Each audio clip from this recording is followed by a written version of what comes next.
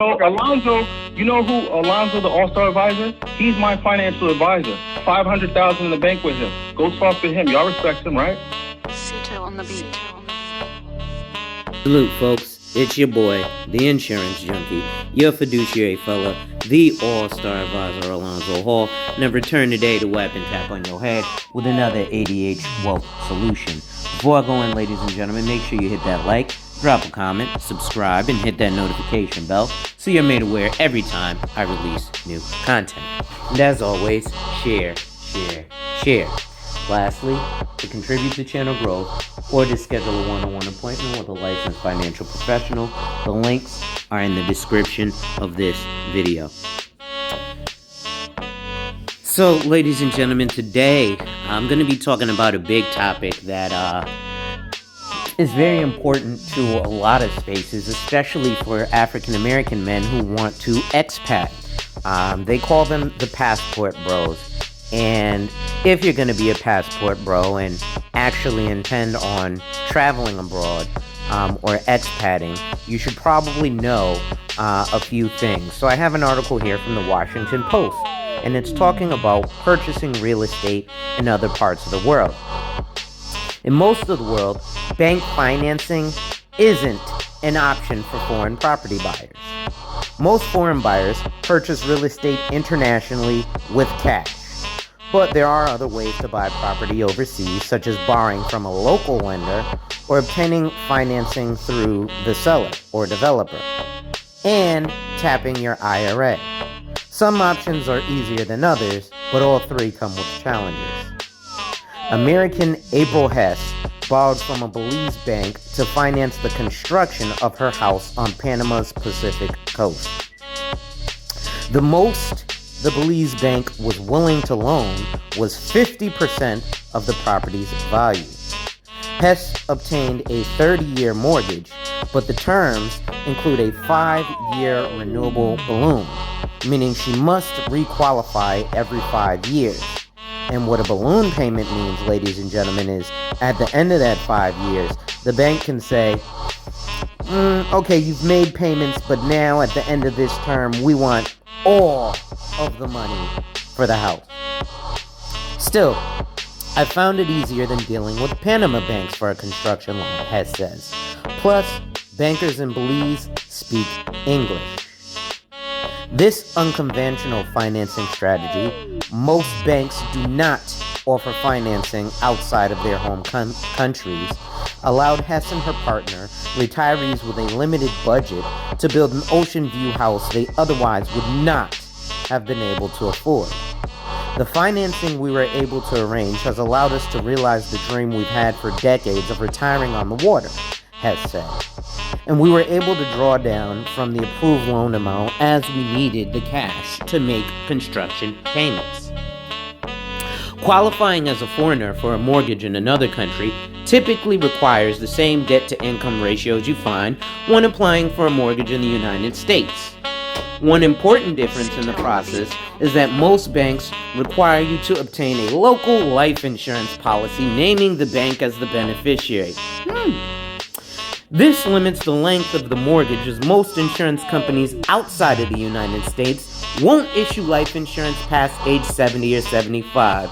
Whoa, ladies and gentlemen, this is my first time reading this article, but as an insurance proponent, I've been screaming about the MAP, the Mortgage Accumulation Plan, and I had no idea that they were going to say other countries require you to get life insurance to get a mortgage. If you're 65 years old, you're looking at a 10-year loan. Bank financing is more difficult in many countries today than it was in the past. 10 years ago, when global real estate investor Leif Simon decided to purchase a rental property in Panama City, he identified a building under construction at a prime city center location. The developer was selling the apartments pre-construction. Simon chose his unit and then approached one of the many international banks in Panama City about financing options. Scotiabank pre-approved Simon for financing based on his U.S. tax returns and his U.S. credit report, offering a 70% LTV mortgage loan to value. It was a 25-year loan with a variable interest rate of 6.25%. Variable meaning that they can change it when they want to. Because the developer required a down payment of 30%, the loan worked well for Simon. Those terms are typical in today's market. The difference is that it's more difficult than it was a decade ago for foreign property buyers to qualify for a loan. Since the Panama Papers debacle, banks have become more restrictive in their lending practices. Today, the Dominican Republic is the easiest place in the Americas for a foreign buyer to qualify for a mortgage. Because the country is eager to attract foreign investment, banks offer financing to foreigners at a fixed rate of 8%, which right now in America we're hating.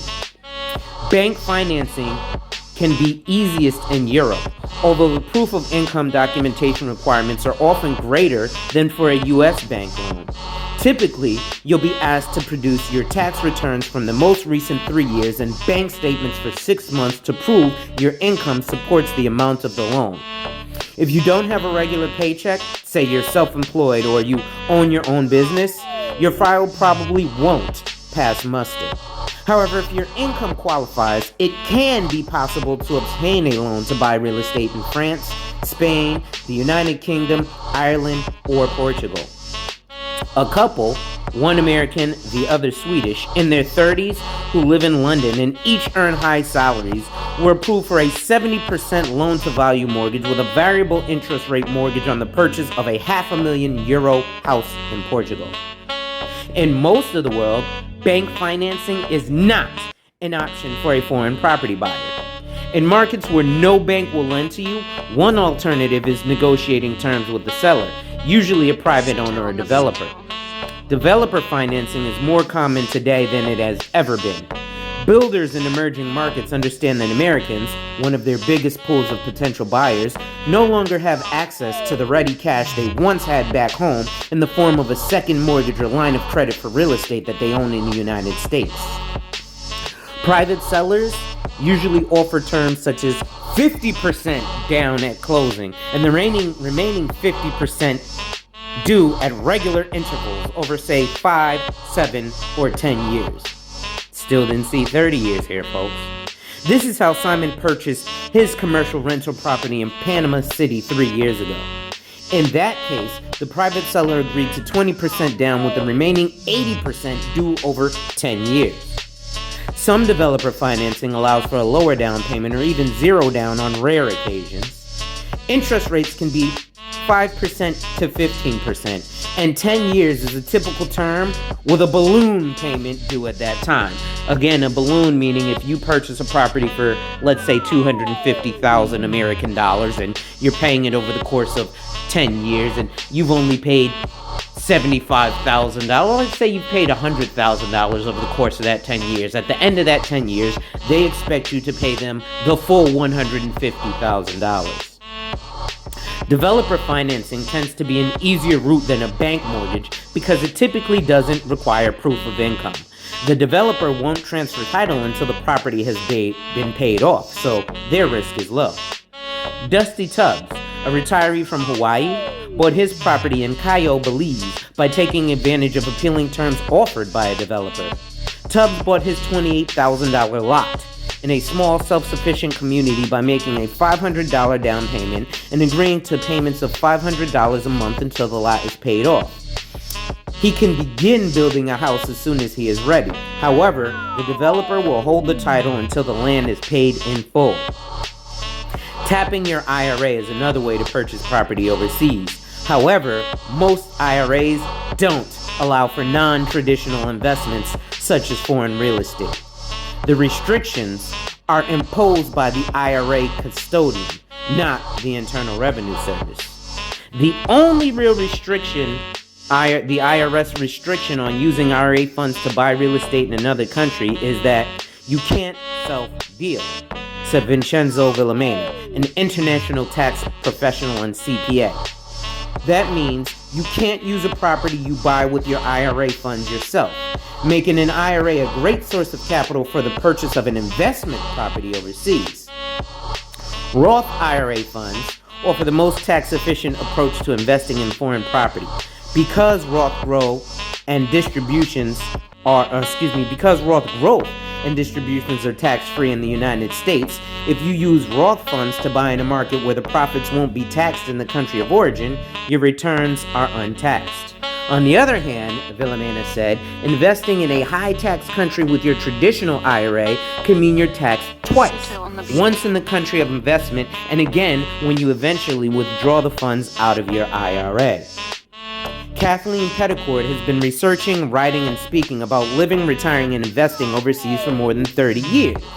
She is the author of How to Buy Real Estate Overseas and founder of the website liveandinvestoverseas.com. So that's going to be it for today, ladies and gentlemen. Make sure you hit that like, drop a comment, subscribe, and hit that notification bell so you're made aware every time I release new content. And as always, share, share, share. With that being said, folks, wipe ass. Work in progress every day and see success.